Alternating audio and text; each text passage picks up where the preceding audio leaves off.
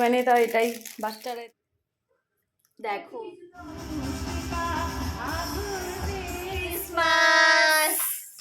Hello everyone, সবাইকে good morning. কেমন আছো সবাই? ভালো আছো তো? আমার ব্লগে তোমাদের ওয়েলকাম। 25শে ডিসেম্বর সকালবেলা ঘুম থেকে উঠেই দেখো আমার ছেলে একটা গিফট পেয়ে গেছে। তো এরকম গিফট পেলে কার না খুশি হয়, হঠাৎ যদি গিফট পেয়ে যায়।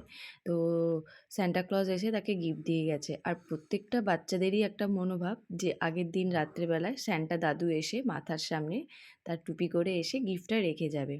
তো আমার ছেলে তো সেরকম মনোভাব নিয়েই সকালে গিফটটা পেয়ে গেল। খুবই খুশি হয়েছে গিফট পেয়ে, দেখে তো বুঝতে পারছো। তো ওর পছন্দের গিফটটাই পেয়ে গেছে, কালার। আর ও কালার মানে খুবই ভালোবাসে। তো এটা পেস্টাল কালার আর ওয়াটার কালার ছিল। দেখো গিফট পেয়ে খুবই আনন্দ।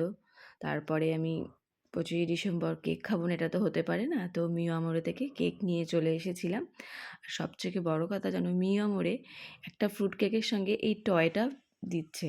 তো বাচ্চারা এই টয়ের জন্যই মিও আমোরের ওই ফ্রুট কেকটা কিনছে। তো আমার ছেলে তো হঠাৎ পেয়ে খুবই খুশি।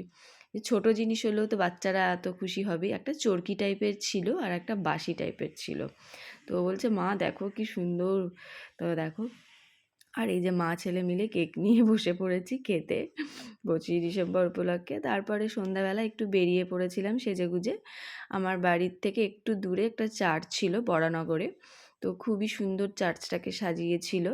আর আমি জানো তো কোনো দিনই আগে চার্চে যাইনি। বিয়ের আগে হয়তো গিয়েছিলাম, কি মনেও নেই। এই বিয়ের পর আমার এটা ফার্স্ট টাইম চার্চে যাওয়া। খুব সুন্দর, মানে এত সুন্দর চার্চটা সাজিয়েছিল, ভালোও লাগছিল দেখতে। আর খুব ভিড়ও ছিল। 25শে ডিসেম্বর ভিড় তো হবেই। দেখো চার্চটা ডেকোরেশন খুব সুন্দর করেছিল। তো আমি সবই ঘুরিয়ে একটু দেখিয়ে দিলাম তোমাদেরকে।